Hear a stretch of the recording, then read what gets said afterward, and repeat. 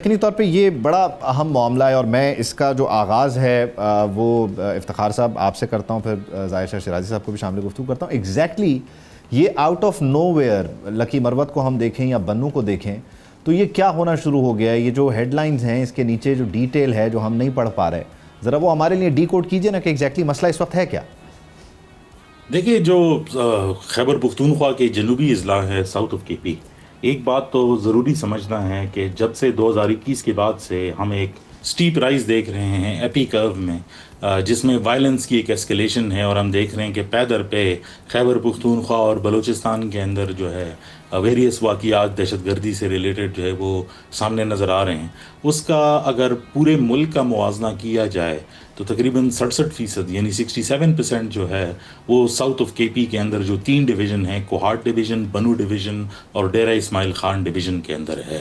بہت ساری کوششیں کی گئیں، آئی بی اوز جو ہے وہ لانچ کیے گئے، اور آگزلیشن ہے، یعنی کبھی کبھی اس میں کمی جو ہے وہ آ جاتی ہے، لیکن ساؤتھ آف کے پی ایک محور رہا ہے جہاں پر جو ہے یہ ایشو کنسسٹنٹ رہا ہے۔ اس کے 2-3 وجوہات ہیں۔ ایک تو جو ٹریڈیشنلی جو گروپس ایسوسیٹیڈ ہیں سارے کانفلکٹس کے ساتھ،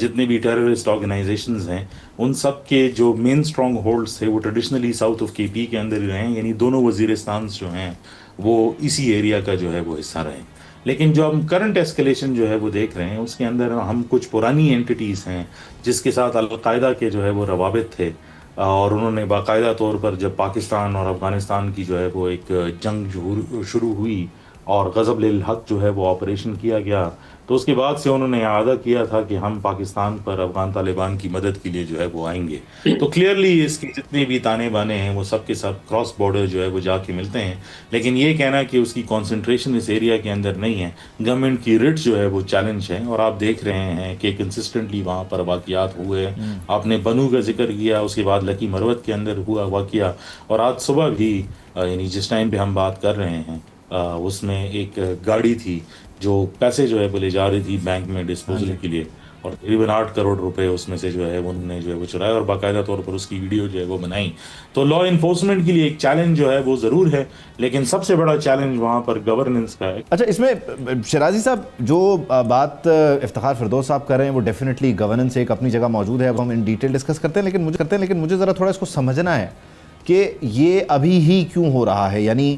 کل ایک سٹیٹمنٹ جو ہے پارلیمنٹ کے باہر کھڑے ہو کے ایک بڑے سینئر جو خاتون رکن ہیں تحریک انصاف کی، ان کی جانب سے کہا گیا کہ جی 3 مہینے کے لیے یہ بھی چلے جائیں اور 3 مہینے کے لیے پولیس بھی باہر چلی جائے تو ہم جو ہے وہ خود ڈیفینڈ کر لیں گے خیبر پختونخوا کو۔ پھر انہوں نے ساتھ ہی کہا کہ ہمیں NFC کے پیسے دے دیں۔ تو مطلب یہ ان ڈاٹس کو کس طرح کنیکٹ کرنا ہے؟ یہ اب کیوں ہو رہا ہے، ابھی ہی کیوں ہو رہا ہے یہ؟ دیکھیں وید، جہاں تک تحریک انصاف کا معاملہ ہے، شاید دیکھیں ان کی جو پولیٹیکل پوسچرنگ ہے یا اس وقت نیریٹو بلڈنگ اپنے سیاسی مقاصد کے لیے اور کوئی ایسا ایشو رہا نہیں ہے۔ اس میں 2 بڑی عام چیزیں ہوئی ہیں پچھلے 1 سال کے اندر۔ ایک آپ کا جو مار کا حق ہوا، جس میں آپ نے اپنے سے 8 گنا بڑے دشمن کو شکست دی، تو ظاہری بات ہے جو ٹارگٹ تھا ڈیفنس فورسز یا حکومت تحریک انصاف کی، سوشل میڈیا بریگیڈ کے، یا ان کی جو تمام تر قوت تھی اس کے اوپر، وہ شاید نیوٹرلائز ہوئی۔ پھر آپ نے دیکھا کہ انٹرنیشنلی پاکستان کو جو سینیریو ملا، آپ اس وقت یعنی چاہے وہ اینڈ تک گئی ہے بات یا نہیں، ایران اور امریکہ کے درمیان ڈیل ہوتی ہے یا نہیں، وہ ایک الگ کہانی ہے، لیکن آپ نے لٹرلی ایک World War 3 ہوتے ہوتے تقریباً آلموسٹ اس کو نیوٹرلائز کیا، ڈیفیوز کیا، اور اس کو آپ امن کی طرف لے گئے، اور بہت سارے لاکھوں جانیں آپ نے جو ہے بتائیں۔ تو دس از اندر نیریٹو۔ اب اس صورت میں آپ یہ بتائیں کہ کون سا نیریٹو رہ گیا سوائے اس کے کہ آپ آپریشن قبائلی علاقے، ڈرون، کاپٹر، یہ تمام چیزیں کریں۔ میرے خیال میں افتخار ہے جو گورننس کی بات کی، that is the top of it. یہ مجھے بتائیے گا کہ اگر NFC کے پیسے نہیں ملتے یا جو ہے آپ کو آپ کا شیئر نہیں ملتا ڈویزیبل پول میں سے، تو یہ باقی اخراجات آپ کے کہاں سے پورے ہو رہے ہیں؟ کیا آپ کے جو نان ڈیولپمنٹل ایکسپینڈیچرز ہیں، آپ کی تنخواہیں ہیں، آپ کی گاڑیوں کے فیول ہیں، وہ آپ ریگولرلی استعمال کر رہے ہیں؟ آپ کے MPAs، MNAs، منسٹروں کی تنخواہیں ہیں، وہ آپ استعمال کر رہے ہیں؟ بالکل کر رہے ہیں۔ وہ پیسہ کہاں سے آتا ہے؟ اگر آپ لا اینڈ آرڈر کے لیے آپ نے وہی NFC والا پیسہ استعمال کرنا ہے تو میرے خیال میں یہ ایک بڑا بچگانہ قسم کا ایک نیریٹو ہے۔ دوسرا آپ دیکھیں، میں یہ سمجھتا ہوں جو اس وقت بڑا اوپنلی ہمیں ڈسکس کرنا چاہیے کہ مرکزی حکومت اور صوبائی حکومت ایک پیج پہ نہیں ہے۔ میں یہ سمجھتا ہوں کہ صوبائی حکومت بالکل ایٹ 180 ڈگری ہے as far as war on terror یا ٹیررزم کے خلاف جو مرکزی حکومت کا ایک پوسچر ہے یا ایک انیشیٹو ہے. اور آپ دیکھ رہے ہیں کہ کل بھی ہم نے دیکھا جب چیف منسٹر صاحب بنو گئے تو انہوں نے شہداء کے بچوں کے ساتھ کھڑے ہو کے بالکل ان کے ساتھ تعزیت کی, ان کے دکھ میں شریک بھی ہوئے, لیکن ساتھ یہ بھی کہا کہ جناب یہ فیصلے بند کمروں میں ہوتے. تو سوال یہ ہے کہ جب بند کمروں میں فیصلے ہوتے ہیں تو اے پی سی میں اور آپ تو نہیں بیٹھتے نا, 4.5 کروڑ عوام صوبے کے بیٹھتے ہیں. جو ایپیکس کمیٹی کی میٹنگ ہے اس میں کون بیٹھتا ہے؟ وزیر اعلیٰ بیٹھتا ہے اور وہاں سارا کچھ اچھا رہتا ہے. مطلب ایگزیکٹلی یہ طرح تھوڑا سا مشکل رہتی ہے. تو یہ دیکھیں میرے خیال میں میں اس بات کو ذرا, کیونکہ وقت کی کچھ کمی ہے, میں چاہوں گا آپ تھوڑا اس کو ذرا شارٹ کر لیں شرائع صاحب. جی مختصر یہ کہ ان کے پاس فورمز ہیں, وہ میڈیا پہ آگے یہ کہانیاں سنانے کی بجائے آپ بیٹھے ایپیکس کمیٹی میں, آپ سینٹرل سیکیورٹی کمیٹی کی میٹنگ ہے, آپ کے پاس کور کمانڈرز کا گھر 1.5 کلومیٹر کے فاصلے پہ ہے, you can discuss with them کہ کیا ہو رہا ہے. تو یہ تمام چیزیں اگر آپ میڈیا ہائپ کے لیے کرنا چاہتے ہیں تو میرے خیال میں یہ خیبر پختونخوا کے لوگوں کے ساتھ ایک بہت بڑا ظلم ہے. بڑا ظلم ہے. اچھا اس میں افتخار صاحب بنیادی طور پہ جو ساؤتھ آف کے پی کی آپ بات کر رہے ہیں, وہاں پر یہ پینیٹریشن رہی ہے, یہ چیلنج ہے, گورننس پہ ہم بہت ڈیبیٹ کر چکے ہیں, کرتے آتے ہیں, اور وہاں کے جو معاملات ہیں وہ تو ظاہر ہے سامنے بھی ہیں. میں ذرا ایگزیکٹلی پوچھنا ہی چاہ رہا ہوں کہ ہم جب یہ کہتے ہیں کہ یہ کراس بارڈر تانے بانے ملتے ہیں تو ڈیفینیٹلی ملتے ہیں, لیکن یہ سوچ یا یہ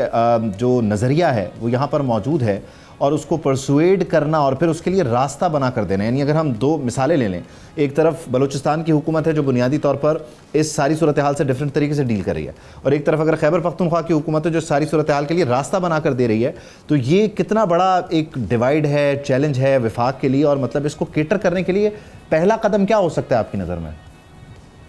دیکھیں یہ کوشش تو کئی مرتبہ کی گئی, اور جتنے بھی کاؤنٹر ٹیررزم کا جو ہمارا ایک فریم ورک ہے اور جس کے اندر جو آفیشلز ہیں, اگر آپ کسی سے کو بھی بلا کر جو ہے وہ پوچھ لیں, چاہے وہ بند کمروں میں ہو چاہے اوپن کمرہ جو ہے ایک فورم پر ہو, تو وہ آپ کو کلیئرلی جو ہے یہ بتا دیں گے کہ یہ جو ڈیوائیڈ آف پالیسی ہے سینٹر کے درمیان میں اور پروونس کے درمیان میں, وہ ایک بہت بڑا میجر ہرڈل ہے. کیونکہ اگر آپ ہسٹوریکلی بھی دیکھ لیں, اگر پاکستان نے پہلے بھی دہشت گردی کو جو ہے وہ کسی طریقے سے جو ہے وہ روکا اور اس پر جو ہے وہ قابو پایا, تو اس کے لیے ون نیشن جو ہے وہ اپروچ جو ہے وہ ضروری ہے. یہ فیکٹ ہے کہ کے پی کی حکومت کا جو نیریٹو ہے اس کی وجہ سے اس جنگ میں جو دہشت گردی کے خلاف ہے وہ اس میں نیشن جو ہے وہ ڈیوائیڈڈ ہے. اب اس کے ریزنز جو ہے وہ ملٹیپل ہو سکتے ہیں, کچھ اس کے لوکل ریزنز ہیں, کچھ پروونشل ریزنز ہیں, لیکن زیادہ تر اس کو جو ہے وہ پولیٹیکل لیوریج کے طور پر استعمال جو ہے وہ کیا جا رہا ہے. لیکن عبید یہاں پر یہ بھی سمجھنا جو ہے وہ ضروری ہے کہ ساؤتھ آف کے پی ہی کیوں,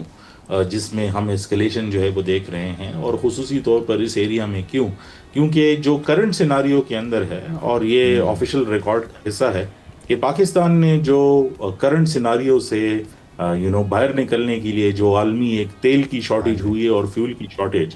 اس میں جو سب سے بڑا ذخیرہ حالیہ ملا ہے وہ ساؤتھ آف کے پی میں, اور جتنے ریسنٹ اٹیکس ہیں وہ سب کے سب اسی ویل کے قریب ہیں تاکہ اس کی ایکسٹریکشن جو ہے وہ پاسبل. یہ بڑا انٹرسٹنگ پوائنٹ ہے شرائع صاحب. This is where I wanted to go with this conversation. یہ بنیادی طور پر مسئلہ جو ہے وہ یہی ہے کہ جب واشنگٹن میں بھی ملتے ہیں تو کہتے ہیں یار یہ تو ہمارے منرل تھے, یہ آپ اس کے بارے میں کیسے بات کر کے آ گئے. اب جو افتخار فردوس صاحب نے پوائنٹ اٹھایا ہے, ایگزیکٹلی یہ جب آپ اپنے ریسورسز کو آئیڈینٹیفائی کرتے ہیں تو فوری طور پر اس کے گرد گھیرا تنگ ہو جاتا ہے. یہ تو یہ وسائل پر قبضے کی لڑائی ہے بنیادی طور پر ان کی طرف سے.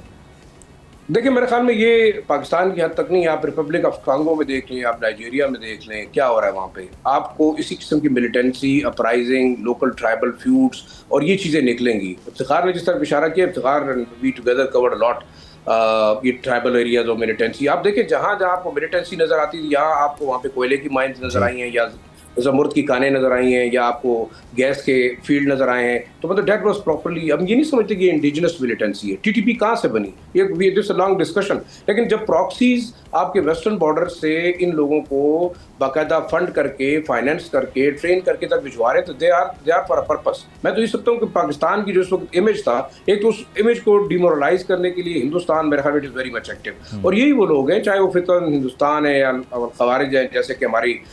فوج نے ان کو نام دیا ہوا ہے, میرے خیال میں دے آر فار پرپس ہے. اور افتخار کی بات بالکل ٹھیک ہے کہ کیوں یہاں پہ ہو رہا ہے. تو اوور آل اگر آپ دیکھیں تو ساؤتھ وزیرستان 4,500 اسکوائر کلومیٹر کا علاقہ ہے, اتنی آبادی وہاں پہ نہیں ہے, 4.5 لاکھ آبادی ہوگی. باقی تو آپ کے وہاں بالکل ایک فیکٹ ہے کہ منرلز ان ڈفرینٹ شیپس موجود ہیں آپ کے. لڑائی جو ہے وہ بنیادی طور پر جو ہے وہ ذخائر کی ہے اور وسائل کی ہے, اور اس کو اس پر قبضے کی ہے, اور ظاہر ہے اس کو وہ کہتے ہیں کہ وہ ہمارا ہے. بہت امپورٹنٹ پوائنٹ افتخار صاحب نے اٹھایا اور آپ نے اس کو بہت اچھے سے ایکسپلین کر دیا. سبسکرائب کریں اور بیل دبائیں تاکہ کوئی خبر رہ نہ جائے.